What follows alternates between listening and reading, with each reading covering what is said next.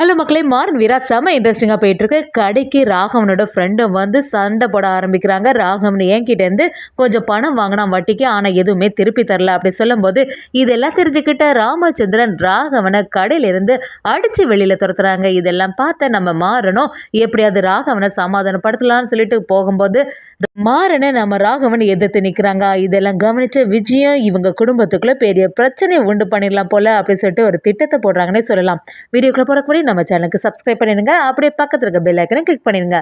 அப்பதான் நான் போடுற வீடியோலாம் உங்களுக்கு நோட்டிஃபிகேஷனா வரும். நம்ம மாறன் வீரா எல்லாருமே கடையில் வேலை பார்த்துட்டு இருக்கும்போது அங்கே ஒருத்தங்க வந்து பிரச்சனை பண்ண வர்றாங்க.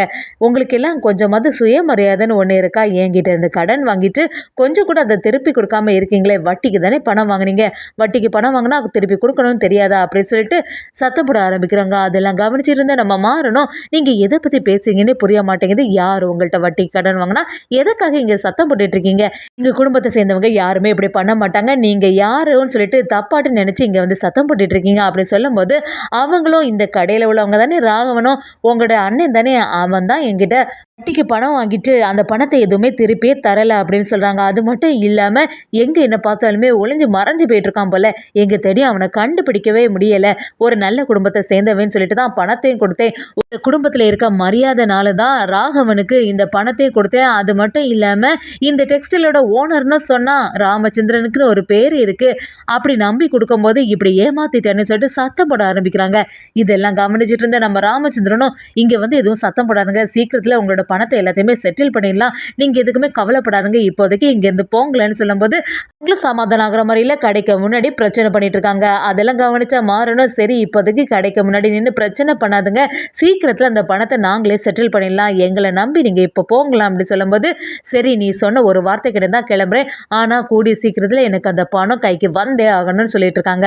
அந்த சமயம் பார்த்து நம்ம ராமச்சந்திரன் மாறங்கிட்ட, என்ன வேலை இவன் செய்து வச்சிருக்கான், இப்படி ஒரு வேலையை பண்ணுவான் நான் கொஞ்சம் கூட எதிர்பார்க்கவே இல்லை, ராகவன் ஏன் கொஞ்ச நாளாவே இப்படியே சுத்திட்டு இருக்கான்னு சொல்லிட்டு நம்ம ராமச்சந்திரன் குழம்பி போய் நிற்கிறாங்க. வள்ளியம்மே ராமச்சந்திரன் கிட்ட, நீ எதுக்குமே கவலைப்படாதன்னா, எதுனாலுமே நம்ம ராகம் வந்த பிறகு பேசிக்கலாம், அவன் எல்லாம் இப்படி செய்யக்கூடிய ஆளே இல்லை, ஏதோ தெரியாமல் இப்படி பண்ணிருப்பானாயிட்டு இருக்கோம் அப்படின்னு சொல்லிட்டு நம்ம ராமச்சந்திரனை சமாதானப்படுத்த பார்க்குறாங்க. அந்த சமயம் பார்த்து கரெக்டாக நம்ம ராகவனும் வந்து நிற்கிறாங்க. ராகவனை பார்த்த உடனே ராமச்சந்திரனுக்கு பயங்கரமாக கோபம் வந்துடுது. ராகவன் கிட்ட வந்து, என்னடா வேலை பண்ணி வச்சிருக்க, நீ பேசுறதும் சரியில்லை, கொஞ்ச நாளாட்டு நீ உன்னோட செயலே சரியில்லை அப்படி சொல்லும்போது நம்ம ராகவனும், நான் என்னப்பா பண்ணேன், நான் எதுவுமே செய்யலையே அப்படி சொல்லும்போது நம்ம ராமச்சந்திரன் விடுற மாதிரி இல்லை, அப்படி ராகவனோட கன்னத்திலே ஒரு அரையிடுறாங்க.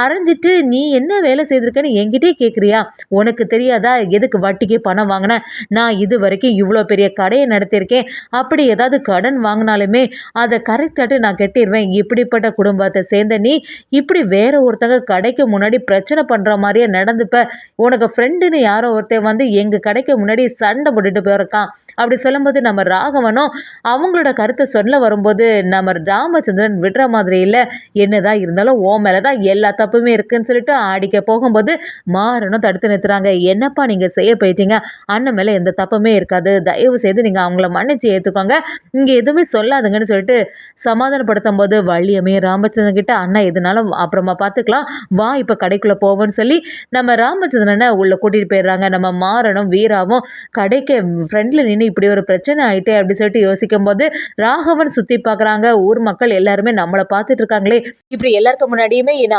அவமானப்படுத்திட்டாரு அப்படின்னு சொல்லிட்டு ராகவன் பயங்கரமா எரிச்சல் ஆகுறாங்க. மாறனும் ராகவனை சமாதானப்படுத்தி பார்க்குறாங்க. நீ எதுக்குமே கவலைப்படாத ராகவா அப்படி சொல்லும்போது ராகவன் அதுல இருந்து தட்டி தள்ளிட்டு போறாங்க. கார்த்தியை நம்ம ராகவன் கிட்ட வந்து, ராகவா எதுனாலும் நம்ம பார்த்துக்கலாம் அப்படின்னு சொல்லும்போது ராகவன் கேட்குற மாதிரியில் ஒரு கட்டத்தில் ராமச்சந்திரன் எல்லாருக்கும் முன்னாடி அடித்தது எல்லாமே ராகவனுக்கு நினைவில் இருந்துகிட்டே இருக்குது. அந்த இடத்த விட்டு ராகவன் போயிடுறாங்க. மாறன் எல்லாம் இந்த கவனிச்சுட்டு, கார்த்தி என்ன தாண்டா இவனுக்கு பிரச்சனை, எப்போவுமே இந்த மாதிரி தான் ஏதாவது யோசிச்சுட்டே இருக்கான் அப்படி சொல்லும்போது நம்ம கார்த்தியை விடுறா, கூடிய சீக்கிரத்தில் வந்து ஒன்று சேர்ந்துருவான், எதுவும் கவலைப்படாத அப்படி சொல்கிறாங்க. நம்ம வள்ளியம்மே ராமச்சந்திரன் கிட்ட, எதுக்குன்னா நீ இவ்வளோ கோபப்பட்ட, கடைக்குள்ளே ஏதாவது பிரச்சனை நடந்தால் கூட தெரியாது, இப்படி வீதிலையா இப்படி சத்தம் போடணும், ஊரில் உள்ளவங்க எல்லாருமே சுற்றி நின்று பார்த்துட்டு இருந்தாங்கல்ல, நம்ம குடும்ப பிரச்சனை வெளியில் தெரியணுமா அப்படின்னு சொல்லிட்டு நம்ம வள்ளியம்மையும் ராமச்சந்திரன் கிட்ட சொல்லும்போது, அது இல்லை வள்ளி, அவன் ஏன் தான் இப்படி மாறான்னு தெரிய மாட்டேங்குது அப்படின்னு சொல்கிறாங்க. மாறனும் வீரா கிட்ட எப்படியாவது அவனுக்கு சமாதானப்படுத்தணும் அப்படி சொல்லும்போது வீராவும், ஆமாடா நீ போய் சமாதானப்படுத்துன்னு சொல்லி வைக்கிறாங்க. இது எல்லாத்தையுமே விஜி எதிர்க்கடையிலேருந்து பார்த்துடுறாங்க. இவங்களுக்குள்ள ஏதோ ஒரு பிரச்சனை இருக்கும் போலயே. எப்படியாவது ராகவன் மச்சான நம்ம பக்கம் இழுக்க வேண்டியதான். கண்டிப்பா ராகவன வச்சு இந்த குடும்பத்த பிரிச்சிடலான்னு சொல்லிட்டு விஜய் அடுத்த கட்ட பிளான போடுறாங்கன்னே சொல்லலாம்.